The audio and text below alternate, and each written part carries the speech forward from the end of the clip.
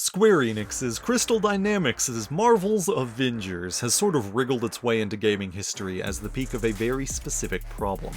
I've made reference to it before, where I called it the Gotham Knights problem, because that game also fell victim to the same trend, although perhaps with a less dramatic implosion. The short version is that games like these keep pushing for shallow but addictive design instead of thought-out and more engaging mechanics. It's a far more artificial way to keep people playing for longer periods of time, using the same part of your brain that gets gambling addictions. It's called operant conditioning, and corporations fucking love it. That's not really the purpose of today's video, because this isn't really news to anyone. Squeencry Die Marvengers, which I am never going to try pronouncing again, Jesus Christ, is in fact dying before our very eyes for this very reason. Like an Icarus whose wings were made purely by committee, the whole thing collapsed because just about every possible complaint you can level at live service games applied here. Instead of the roadmap of content rolling out for years to come, further updates were shelved and the game itself will be delisted from digital storefronts by the end of the month. Even with all of the notoriety I'd heard of, and even poked fun at here, there's something tragic underneath all of this. Behind all of the soulless capitalist demands, there were still a lot of people working to try and bring this thing to life. It would be a shame to let any potential high points fade away unappreciated, so I'm going to give it one last fair shake before the end.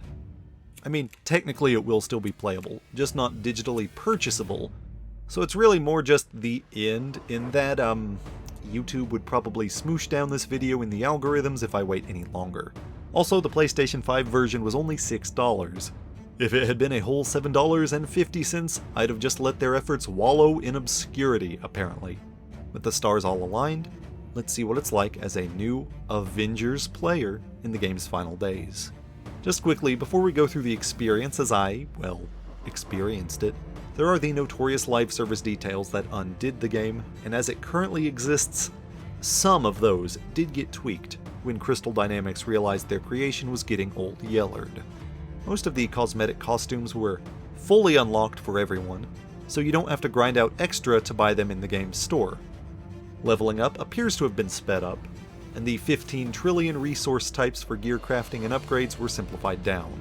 These were certainly good steps, and it made the experience of the rest of the live service stuff more tolerable, but the remaining things were still obnoxious. You're still going to have to slowly open chests to constantly swap out gear and manage the inventory by breaking them down or storing them away, and all the stats are improvements by insultingly tiny numbers. The gear itself still gets pretty stupid. Opening a chest and pulling out better Hulk bones is completely immersion breaking.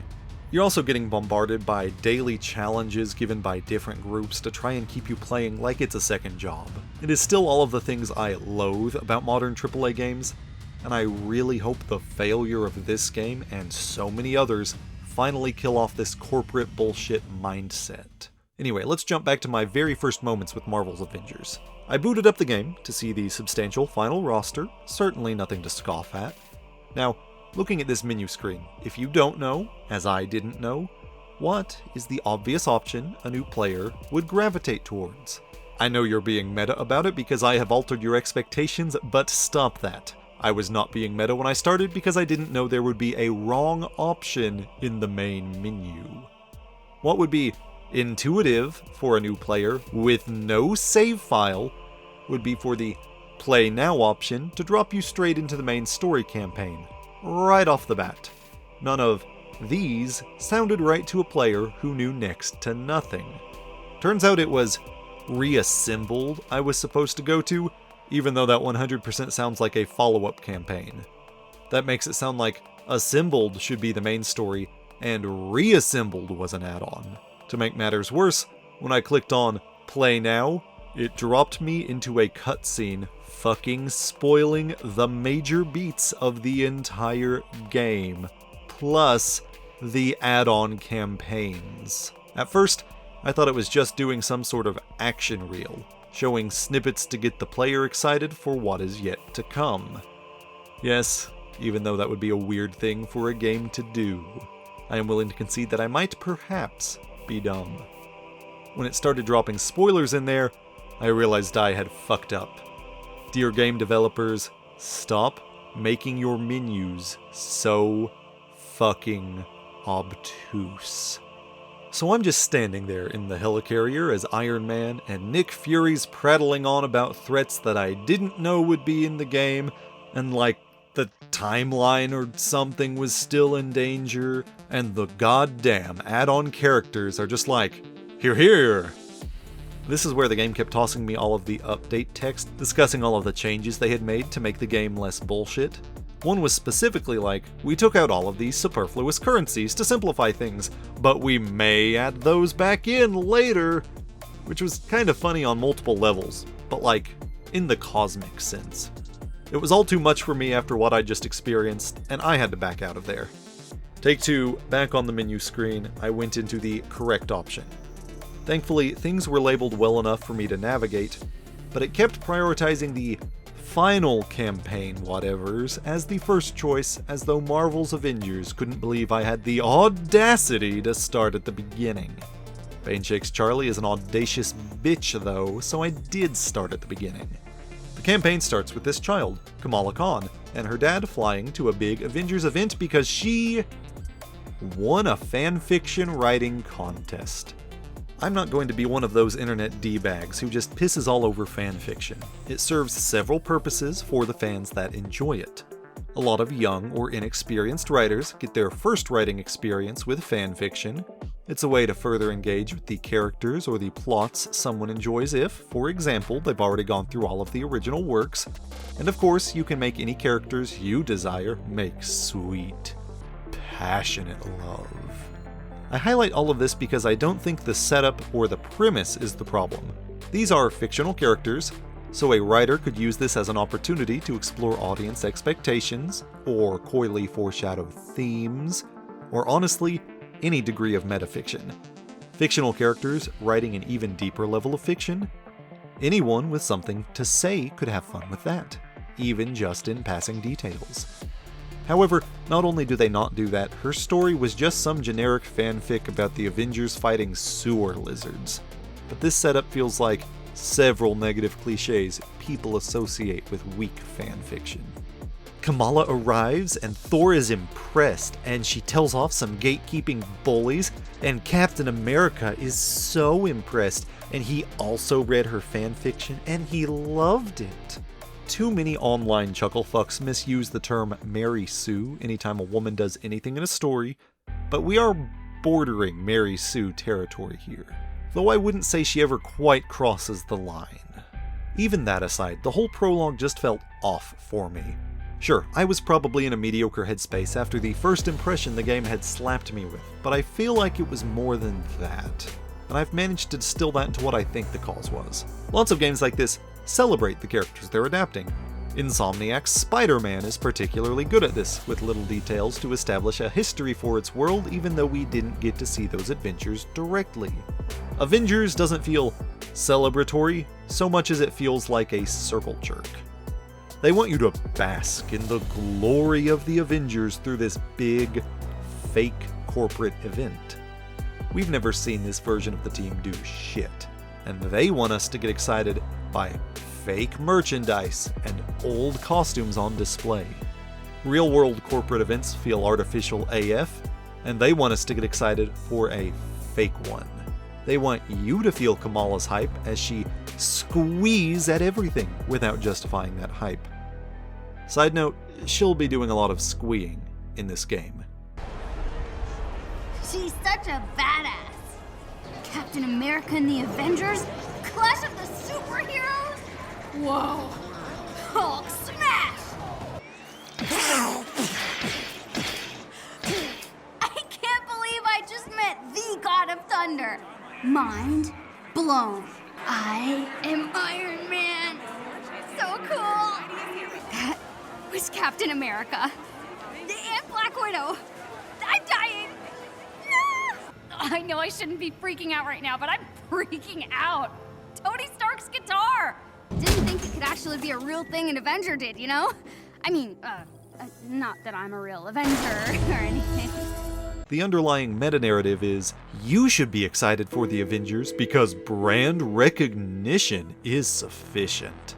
It feels written by a corporate committee. I'm pretty sure that's the main reason they picked Kamala to be the audience surrogate character. she's pretty typically the Ascended fangirl, so they can just present her excitement, and the consumer will automatically fall in line. God, even Gotham Knights with all of its many problems didn't just assume you should like the characters because they're pre-existing. It set up scenes throughout to build up these specific versions and to show you their relationships. That's like the only thing Gotham Knights did genuinely well.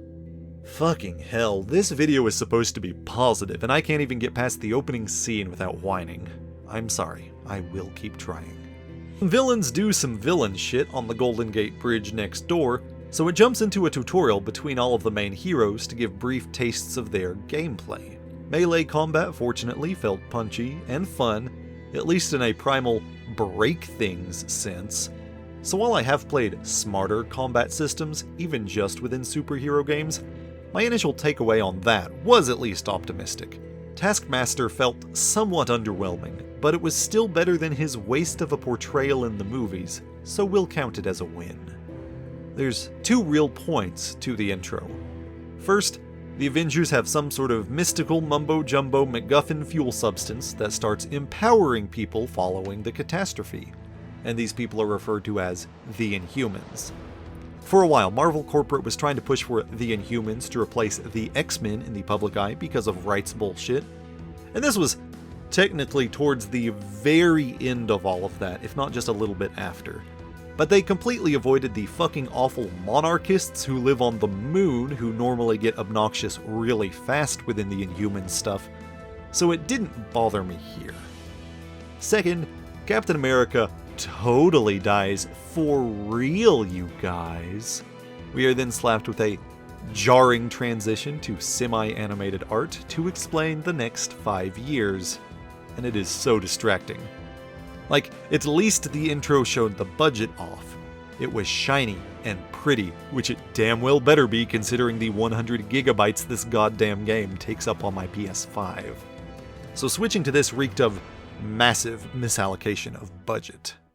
This kind of thing is understandable when you're, say, looking at the arcade endings in a Mortal Kombat game, or the bonus levels in a LEGO title, since those are lower priority than the story mode. But this is the main fucking plot. This is laying the groundwork for the rest of the campaign. This is arguably the most important part. God damn it. So this cheap-ass artwork tells us that the Avengers are viewed as massive fuck-ups and disband, and all the superpowered people are outlawed. So it's the Incredibles, but shitty. Yes, I technically know the Incredibles was already an homage to Watchmen, but Watchmen fits the comparison less here since there was only one dude with powers, and he got less banned than the other heroes.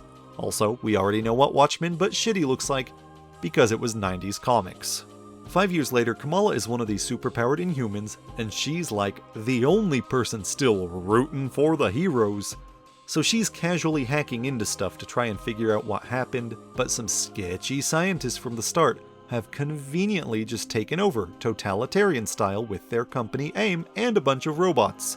And she has to go on the run, moving the whole thing into young adult dystopia territory. I decided to pause here, and since the game already spoiled things for me, with nothing else to lose, I switched back over to the Play Now mode to at least check out a bunch of the character costumes for the full roster, see if I can get Thor out of his t-shirt on the main menu. I would also be willing to get Thor out of his shirt in real life, but that's a bit different.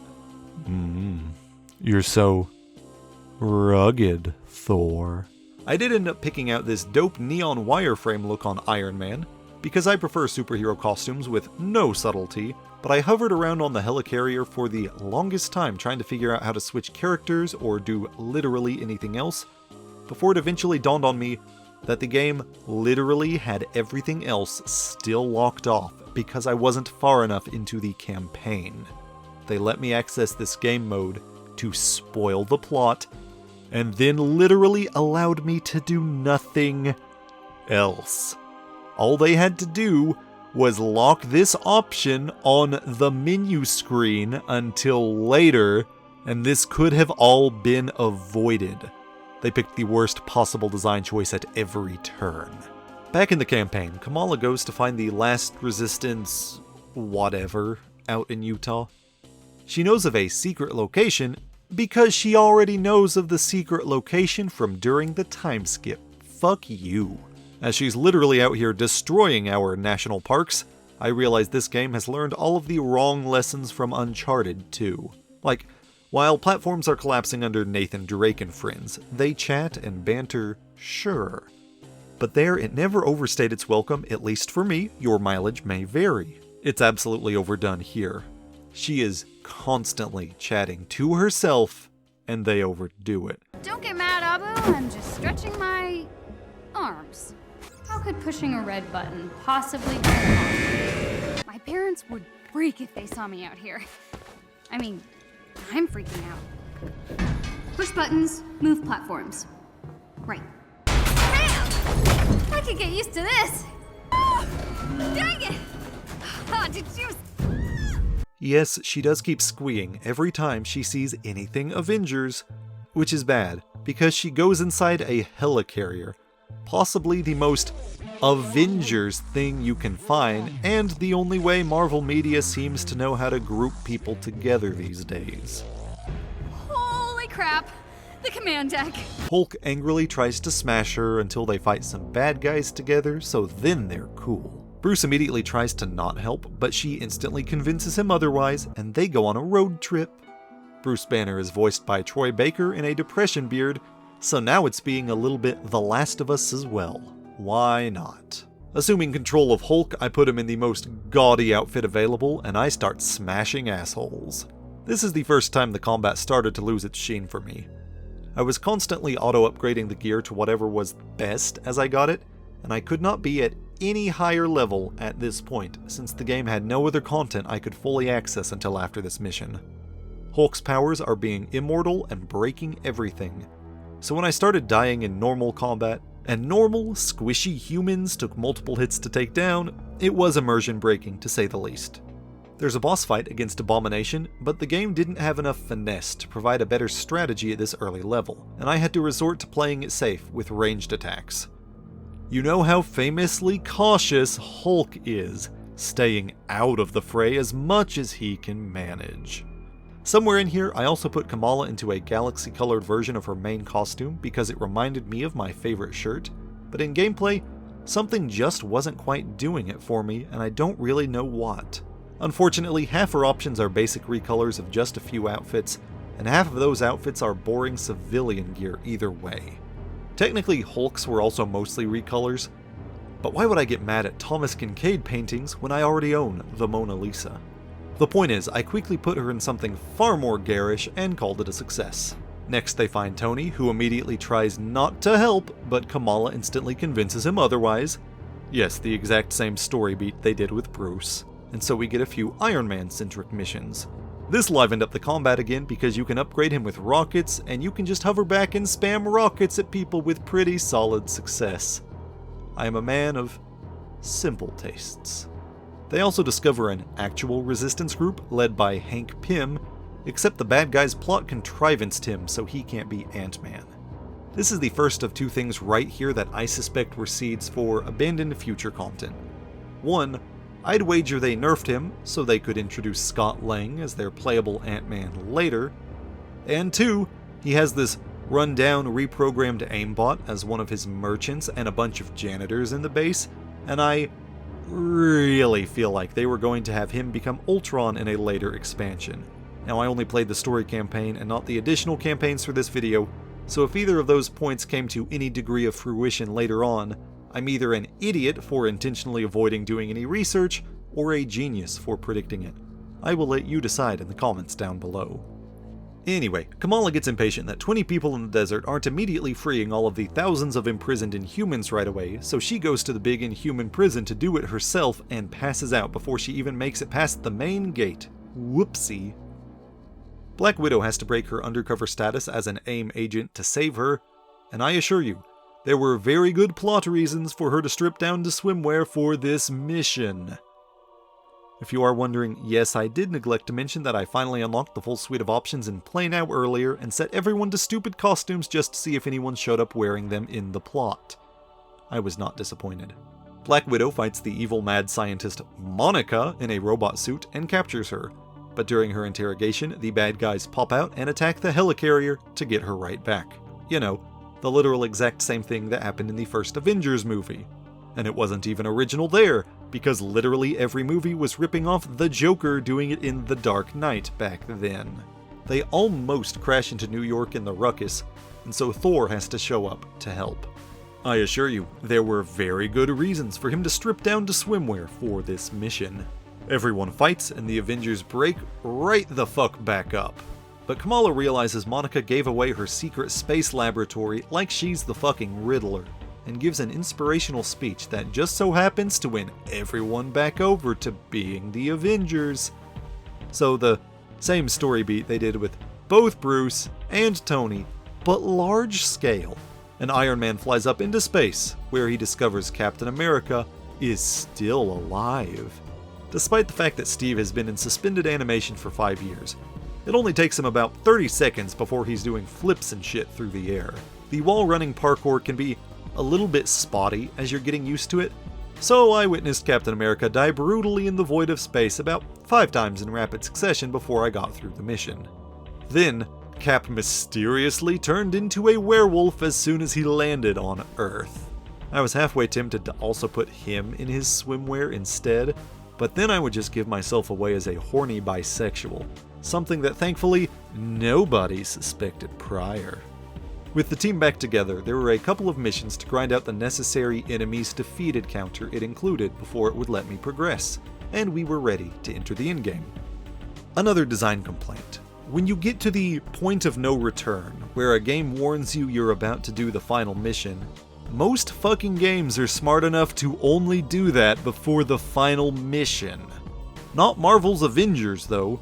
It puts you into one more completely normal mission in New York, and then it railroads you into the real final mission with no gap in between. The team went back to the helicarrier in between. Why the fuck wouldn't you just separate the two and put the point of no return right there before the second one? That is so goddamn sloppy. Obnoxiously, the game also decided to override my clearly perfect costume choices with their own before starting this mission. So I even had to back out to Play Now just to switch everyone back over to what I wanted. So the other bad guy scientist has gotten tired of all of Monica's mad scientist scheming, because he kept turning more and more into M.O.D.O.K across the game. So he just tries to kill all the superpowered people across the world, and the Avengers have to go and take him down. Everyone gets a stage of some sort during the encounter, but they certainly don't all feel even. Cap and Black Widows are pretty standard boss fight bits which drag on a bit too long, whereas Thor's is just fighting normal enemies until his teleport attack finishes charging, and then his bit is immediately over. M.O.D.O.K summons a giant fucking robot, which I could have sworn was a Sentinel from the X-Men, but is actually a Kree sentry, and I'm just a dumbass. Kamala flashes back to the inspirational words she kept repeating throughout the game to get real big. Very groundbreaking writing, I tell you. And then the final fight is a very disappointing QuickTime event. So it's a happy ending, the Avengers are Avengering again, yada yada. We obviously have to talk about the ending scene teasing more to come, because this game really wanted to just be the MCU in so many ways. This fucking scene has the goddamn audacity to pretend it has a big surprise. Look at this fucking subtitle calling a female mad scientist talking to the AIM corporate committee unknown, as though it's going to be a shocking reveal that it's Monica, the female mad scientist we've already seen practically running AIM. Now sure, I had technically seen this scene during my initial burst of spoilers at the start, but even if I hadn't, I wouldn't have had a moment that I didn't already know who it was here. This is such an insult to anyone's intelligence. My fucking dog knew it was Monica throughout the whole scene. And that dumbass thinks the garbage man collecting trash in the evenings is a threat on par with Jack the Ripper. Though to be fair, Jack the Ripper is still technically at large. Maybe she's onto something. So that was Marvel's Avengers, or at least the initial campaign. A few final thoughts. The story was relatively breezy to get through in its current state, though that may be due to the end-of-life quality of life changes I mentioned at the beginning. The plot was a bunch of shiny nothing sauce, and had I actually had to grind at all to be able to get through it, I would have rapidly gone from general disinterest to genuine dislike. The combat is sufficient, but leaves everyone feeling weaker than Earth's mightiest heroes should probably feel. Point of credit, the characters do at least play distinctly enough from each other, though with the add-on roster containing 2 Hawkeyes and a second Thor, that could change if I decide to go back in and explore further. The campaign missions also don't distribute the cast well, with Thor and Black Widow getting the shortest ends of the stick. Captain America almost did too, but at least the end missions gave him a little more focus to make up for neglecting him until near the end of the story. The missions themselves are pretty bog standard, but the menu to figure out where you're going in between missions is unnecessarily convoluted, and I did not find it intuitive at all. M.O.D.O.K, at least, was handled pretty well. I thought his design worked well, and his motivations felt plausible within the plot, though by the end he had devolved down into spouting the most generic supervillain lines imaginable. There was a general trickle of sloppiness that popped up consistently as I played. For example, when I blasted a glass bottle in Tony's house, it had the damaged glass effect way bigger than the bottle itself. And in one cutscene, Black Widow's sunglass lenses disappeared for a few shots before reappearing later. There were lots of little things like those, and if it had stopped there, whatever, some minor visual things are not the end of the world. Unfortunately, it carried over into the enemy AI as well. Frequently, the enemies would not show up where they were supposed to, or be able to follow me around, darting all over the map. The pathfinding was frankly some of the worst I've seen out of a game of this scale in a while. My biggest takeaway in its current state is just how unimpactful Marvel's Avengers is. It probably seems like beating a dead horse at this point, but I feel like this is a horse corpse worth smacking around a little bit longer. Marvel's Avengers should be great. It is a massive and expensive production about the most financially successful superheroes in history.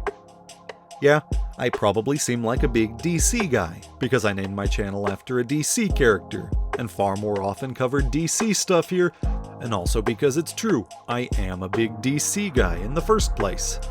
But I'm a DC guy who wants to be thrilled by Marvel stuff too. I was the kid playing things like X-Men Origins Wolverine or Captain America Super Soldier on the PlayStation 3, because these were superhero games with more than a modicum of quality to them.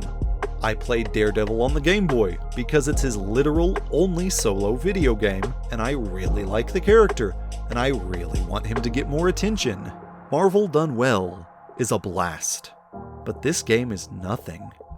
It is trying so hard to do so many trends covered to death and back in gaming for years that it rapidly loses any identity it should be building for itself. They took out the most egregious negatives, leaving something barely more than neutral. Was it worth $6? Sure, in the sense that I was far more indifferent to having $6 more in my bank account than I was to playing the game. And since I'm talking about it here, if I can manage more than $6 in ad revenue on the video, that's also technically a profit, and another reason why it's technically worthwhile. The fact that that's my most overwhelming opinion on this shows just how badly something went wrong here. If you love this game, I'm genuinely glad you managed to get something more out of it than I did. However, if you hate this game, part of me is still glad for you, because you still have more of an emotion to hold on to for more than a few fleeting seconds. I came into this trying to be as generous and optimistic as possible, and it couldn't really even meet me halfway. Technically, we are watching a piece of art take its first step into the void by getting delisted soon. And with that in mind, I just wish I had something more I could even express about all of this. Oh shit, you know what? Never mind, this is game of the fucking century. Look at that glorious thing.